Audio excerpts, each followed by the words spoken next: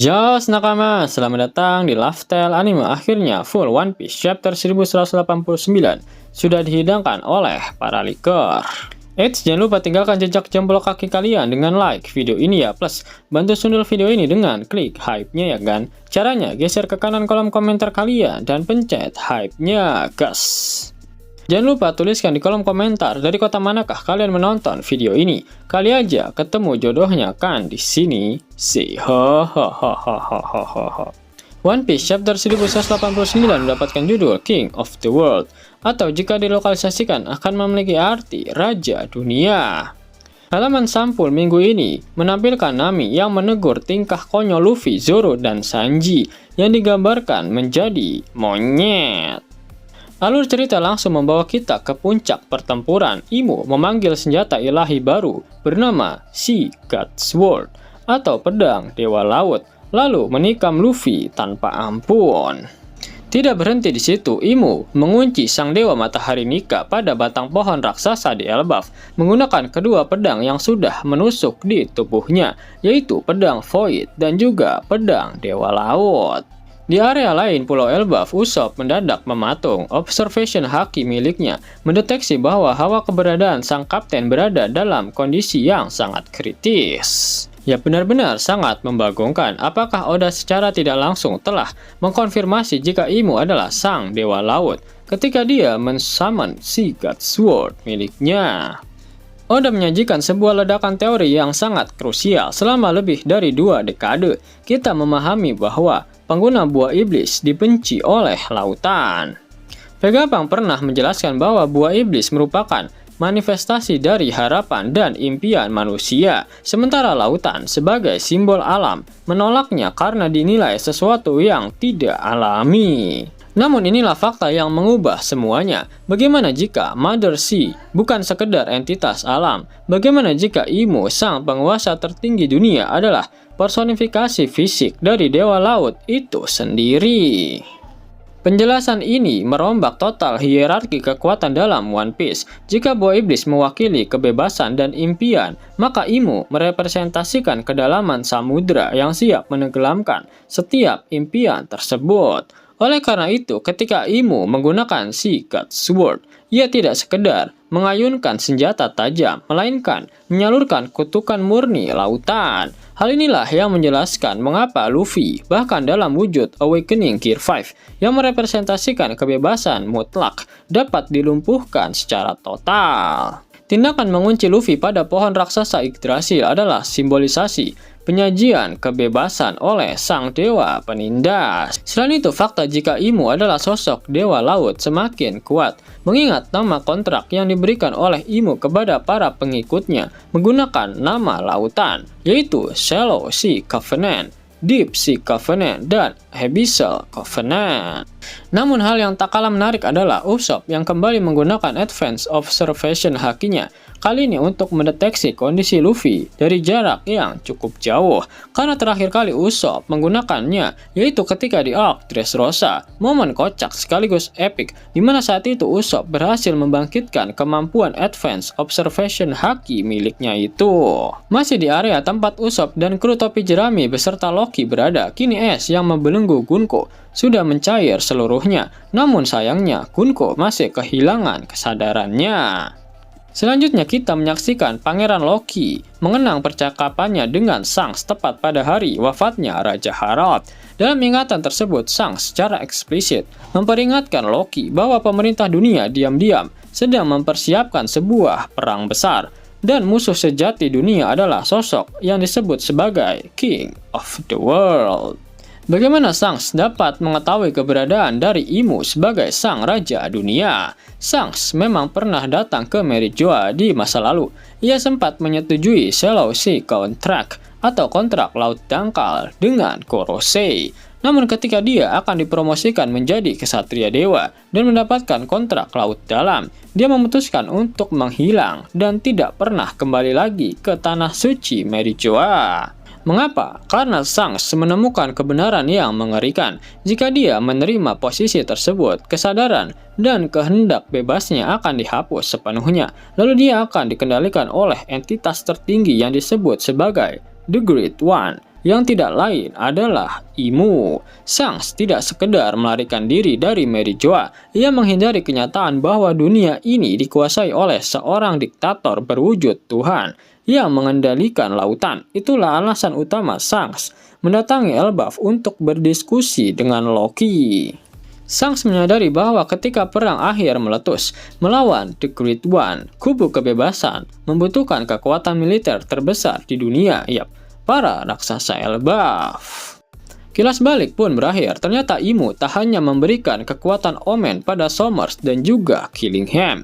Ternyata Imu juga memberikan senjata legendaris kepada mereka berdua.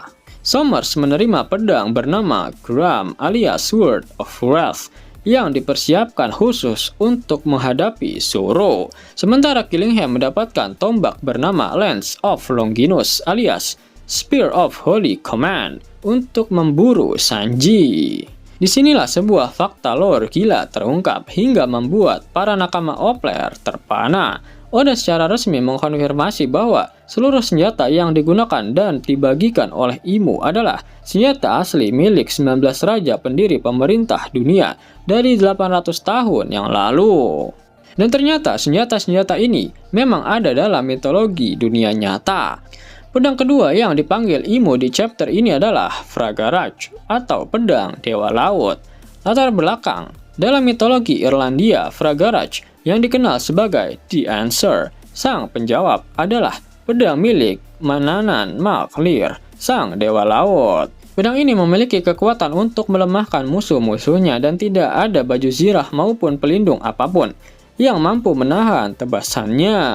Lalu Lance of Longinus berasal dari relik Kristen dan merupakan senjata ilahi.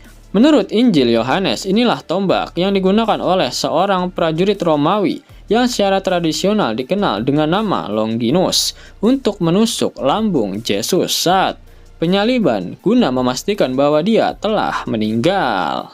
Karena tombak tersebut bersentuhan dengan darah ilahi, berbagai legenda menyebut bahwa senjata ini memiliki kekuatan mukjizat yang luar biasa, bahkan mampu memberikan kekuatan untuk menaklukkan dunia. Tombak ini juga sangat dikenal dengan nama Lance of Longinus atau tombak Longinus ataupun Spear of Destiny. Kemudian Gram alias pedang amarah adalah senjata yang berasal dari mitologi Nordik. Gram adalah pedang legendaris yang ditempa oleh Volund, sang pandai besi legendaris. Awalnya pedang ini dicabut dari batang sebuah pohon oleh Sigmund. Namun, pedang tersebut kemudian hancur dan ditempa kembali oleh putranya, pahlawan besar Sigurd.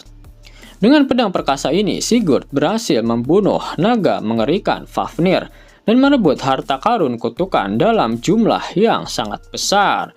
Dalam legenda-legenda Jermanik, pedang ini juga dikenal sebagai nama Balmung. Dengan menyerahkan senjata tersebut kepada Holy Knight, Imu secara tidak langsung memaksa Zoro dan Sanji bertarung menghadapi bobot sejarah dari para pendiri pemerintah dunia. Zoro berambisi menjadi pendekar pedang terkuat di dunia. Kini dia harus memotong pedang yang pernah diayunkan oleh salah satu raja yang membentuk tatanan dunia. Senjata lain milik 19 keluarga pendiri juga disebutkan, salah satunya adalah Muramasa. Muramasa lahir sebelum tahun 1501, yang lebih dikenal sebagai Sengo Muramasa, adalah seorang pandai besi pedang legendaris yang mendirikan aliran Muramasa dan hidup pada periode Muromachi di Jepang. Ketika kita melihat semua senjata yang digunakan Imu sejauh ini, ada kemungkinan bahwa hanya Nemesis yang merupakan Black Blade miliknya, entah pedang itu diwariskan dari raja sebelumnya atau memang merupakan pedang pribadi Imu sendiri. Imu berdiri penuh kemenangan di atas sang dewa matahari yang tidak berdaya. Imu mengangkat senjata eksekusi pamungkasnya yang dinamakan Xingtian Axe. Berdasarkan mitologi Tiongkok, Xingtian adalah wujud raksasa legendaris yang menantang dewa tertinggi. Bahkan setelah kepalanya terpenggal, Xingtian menolak untuk kalah dan terus mengayunkan kapaknya menggunakan tubuhnya. Imu mengayunkan kapak raksasa tersebut bertekad memenggal kepala Luffy. Namun secara tiba-tiba eksekusi tersebut berhasil ditahan. Ternyata sosok itu adalah Skopper Gaban. Gaban benar-benar luar biasa cepat. Dia melompat di antara Luffy dan Imu, lalu menahan kapak milik Imu. Chapter pun berakhir dengan kapak mereka saling beradu. Tindakan Gaban yang mampu menahan serangan langsung dari King of the World membuktikan secara mutlak bahwa dia adalah seorang legenda tingkat atas yang kekuatannya masih sangat mengerikan. Pada akhir One Piece chapter 1189, Oda Sensei kembali mengeluarkan kata-kata mutiaranya lagi. Itu artinya minggu depan One Piece libur lagi. Sebelum Mimin masuk ke dalam pembahasannya, Laftel Anime yang berkolaborasi dengan Mystic Society kembali mengeluarkan kaos terbaru nih, yaitu desain Zoro dalam mode Asura loh. Keren banget pokoknya. Gak percaya? Silahkan dicek through videonya.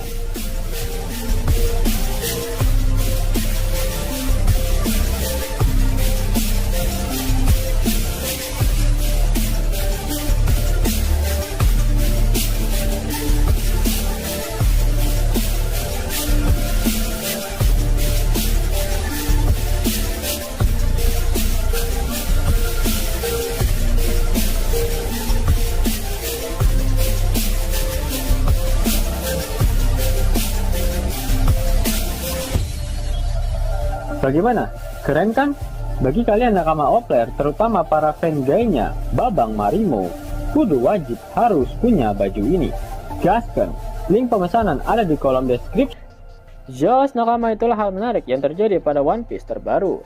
Jika kalian menyukai video ini, jangan lupa klik like, share, dan subscribe channel ini ya, agar nakama semua tak ketinggalan info menarik seputar One Piece. Arigato.